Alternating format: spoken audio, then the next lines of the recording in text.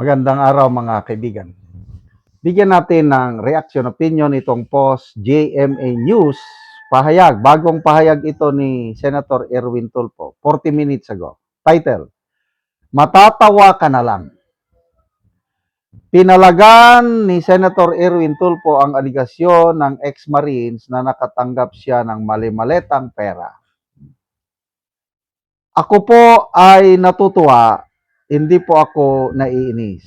Matatawa ka na lang. Galing ha? Tayo ay naghahanda na ngayon para sampahan ng kaso yung nag-akusa sa akin. Wow. Kung hindi ako kakamali, si ex-Marine Bernard Gumban yung nagsalita tungkol sa pag-deliver niya 2 beses ng mali-maletang pera kay Erwin Tulfo. Then, at the end of the hearing, nabigla ako. I think si Attorney Baligod ata ang nakapagsabi na may maliban sa maleta, may mga bebot pa daw, chicks na na-deliver. At pinatotohanan din ng Marines, isa ba o dalawa, na talagang nag-deliver siya. May pinagpipilian pa daw eh. Hindi ko na masyadong nabantayan kasi at the end of the hearing na. Nababasa ko na lang dito sa mga comments na sabi dito, kahit ako, matutuwa rin ako, limang bebot ang pagpipilian. Kaya, yung isang pahayag pa niya, sabi niya na, yun daw, hearing ng BRC kahapon is planadong propaganda para sirain ang pagkatao at reputasyon ni Senator Erwin Tulfo. So, kasinungalingan daw. So, that's normal. Wala namang aamin. So, sinungaling daw ang Brave 18 Marines o yung specific na Marine na nagsalita. Sinungaling. Hindi yan totoo. So, bahalang taong bayan ngayon maniwala. Sinong nagsasabi ng totoo? Si Tulfo ba? At nagsisinungaling yung Marines? O baliktad? Marines ang totoo, sinungaling siya. No? Dito natin makikita palagi sa reaction ng dami nang nag-comments 40 minutes pa lang ang nag-react na is 12,000 ang bilis 11,000 ang tumatawa, 203 ang galit sa kanya, negative. Samantala 1,100 lang ang nag-like. So more than 90% sa reaksyon ng taong bayan hindi naniniwala kay Erwin Tulfo. Mga 91%. 9% lang ang naniniwala sa kanya. Ganyan na kalala ang perception ng netizens, taong bayan, sa grupo ni Tulfo Lacson Soto. Mas na maraming nagsisimpatya itong ginagawa ngayon ng Cayetano Black na pag-iimbestiga ng flood control anomaly. Magbasa tayo ng mga comments. Ito na nga sinasabi ko. Aresto Talks, Sangil. Kahit ako, matutuwa din ako pag 5 bebot ang pinagpipilian.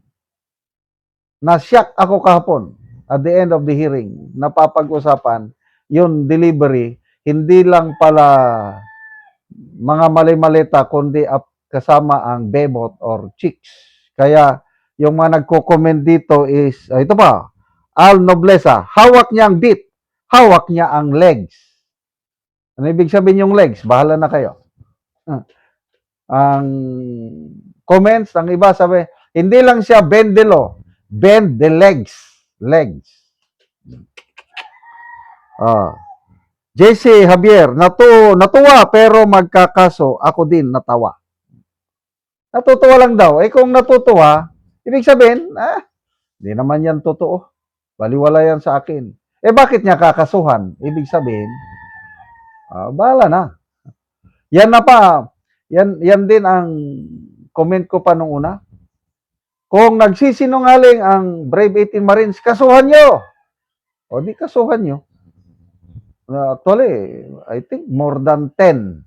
Abot na ng 10 ang naisampang kaso laban sa Brave 18 Marines at kay Attorney Baligon. By the way, may mga nagko-comment sa aking post na kung pwede bang mag-spread ako ng fund drive para tulungan sila. Yes,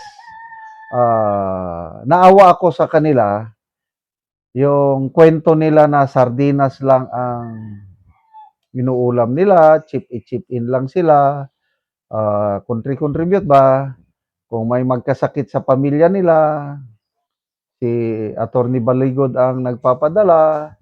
Yung isa, namatayan ng kapatid kahapon, may tumor o brain cancer ba yun? Namatay. Eh naawa ko, meron akong kaibigan na malapit kay Attorney Baligod. Nag-text na ako kahapon. Humihingi ako ng GCash number. Name and GCash number para makapagpadala. Kasi ako, itong sweldo natin sa YouTube na ito, part of our income, ipapadala ko sa Brave 18 Marines. Kung makakuha ko ng GCash, sasabihin ko sa inyo para magtulungan tayo. Kahit konti-konti lang. Sa dami natin na nagmamahal sa taong bayan, pag naipon yan, konti-konti, dadami yan. Pakita natin. Kasi ang laban na ito, hindi lang laban ng Brave 18 Marines. Laban nating lahat ng mga mamamayan na ninakawan. Bilyones, trilyones ang ninakaw. Pasalamat tayo sa tapang, sakripisyo ng Brave 18 Marines nang dahil sa pagsisiwalat nila, ito ngayon kaliwat ka ng kaso. Kaya tama yun. I hope makakuha ako ng number, GCash, or name. Ang hiniling ko, pwede rin pangalan at saka cell number. Pwede tayong magpadala through, Palawan Express, LBC, or Sana makakuha ko. Okay? So, huwag kayong maglala yung mga humihingi ng informasyon kung paano makatulong. Nakakatabang puso yung nababasa kong comments na gusto nyong tulungan ang Brave 18 Marines. Salamat mga kaibigan sa inyong pagsubaybay sa channel na ito. Nakakatulong kayo ng malaki sa tribong Talandig ng Bukidnon dahil ang sweldo sa channel na ito is pantulong po sa tribo. Namimigay tayo ng libreng yero at pako para makapagpatayo naman sila ng mas maayos na tirahan. Panoorin ninyo ang video na ito. Ako diri sa gipatindog nga balay ni Ramel nga taga Sitio Kalapat. So muna ni ang pag-aatopan karon.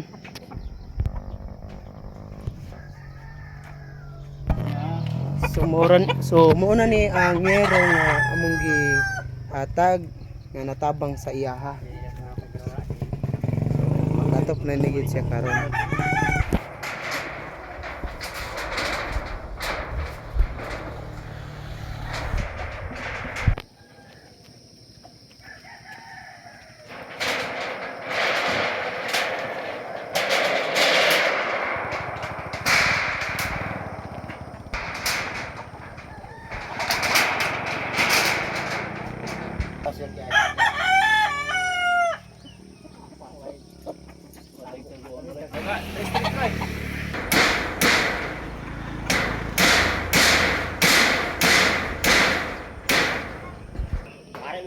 Pandai ba?